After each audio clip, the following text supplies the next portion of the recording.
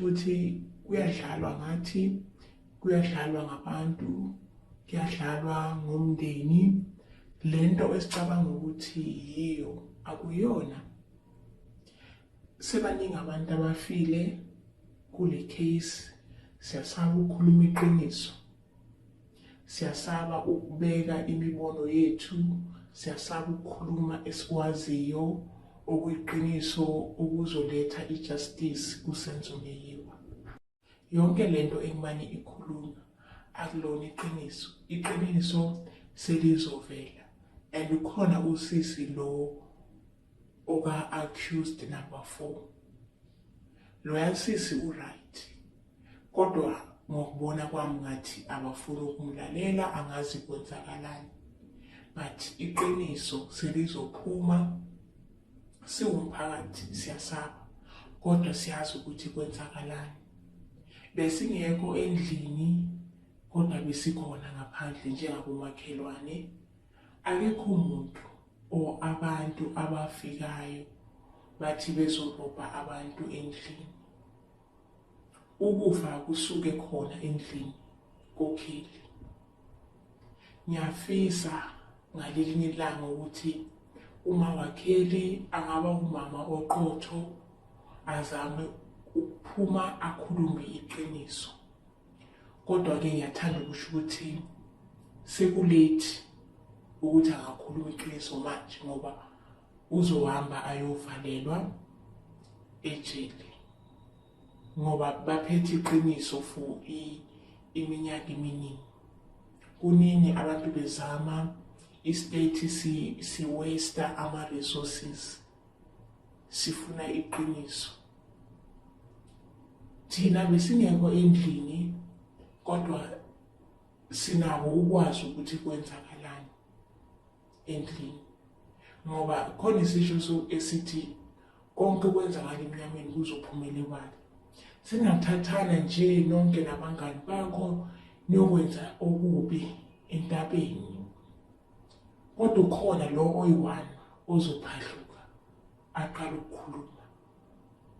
So thina njengomphakathi into esiyaziyo ukuthi kwaqala ukuliwa, njengoba sonke sazi ukuthi kwaliwa, kwadutshulwana, kodwa abantu belokhu besithi ukheli akuyena owadubula uSenzo. Kanjalo nomfowabo uSenzo Meyiwa uSifiso, naye uyasho ukuthi ukulikhuluma akuyena owadubula uSenzo. Kodwa uzokhala ngelanga iqiniso lizophuma, ngoba guys, anizibuzi ngani nina ukuthi why uChikothwala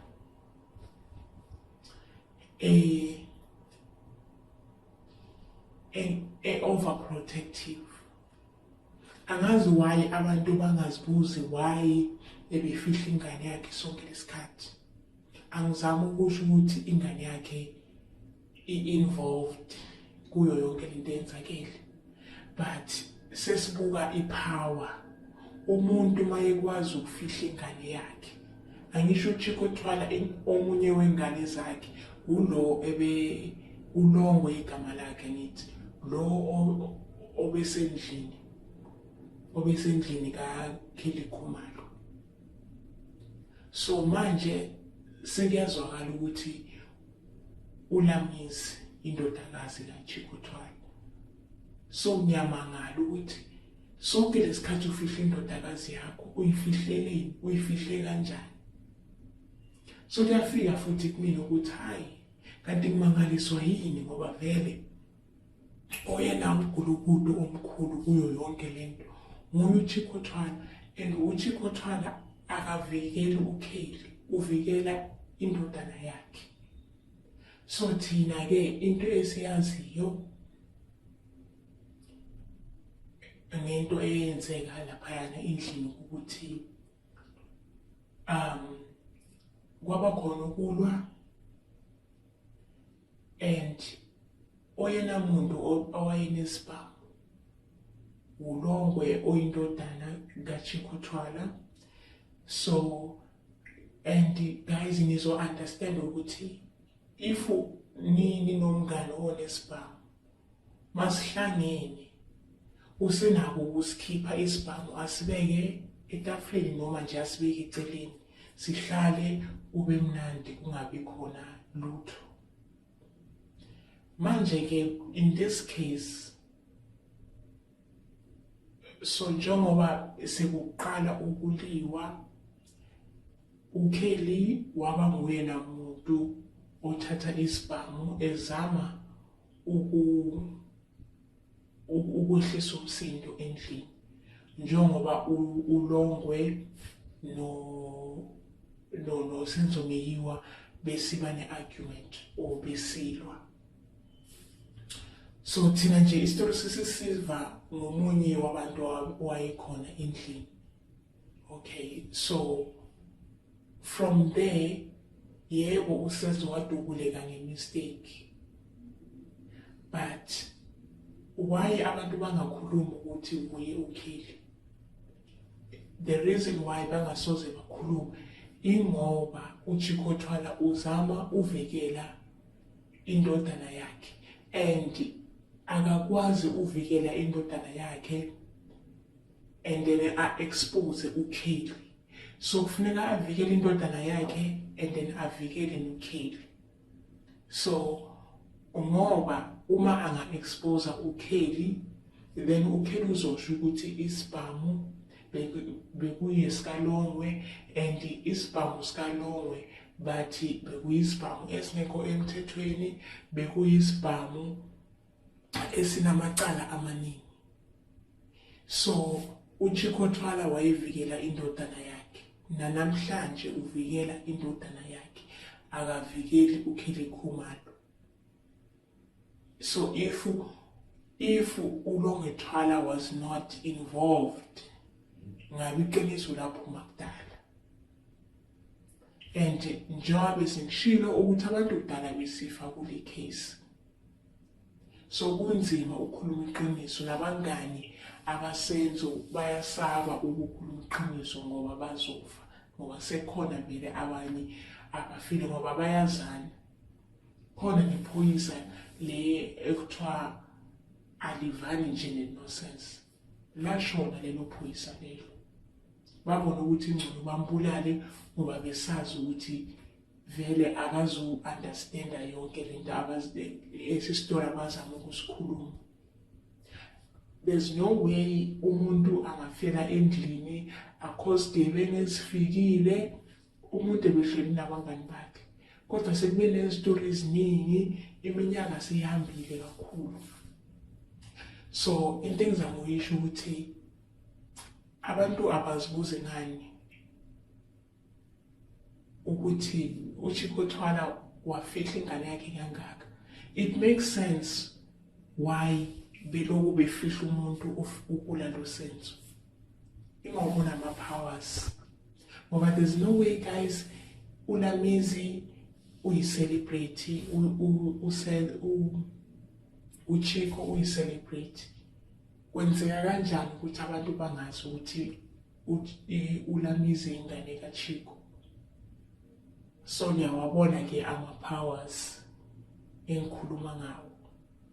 So istory esiloku sitshelwa sona every day akuyona lento ekuyiyo eyenzeka laphayana endlini.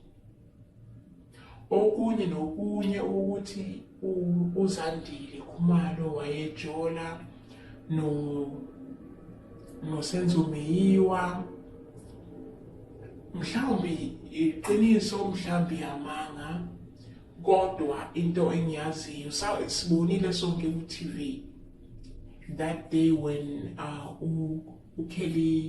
uKelly wahamba waya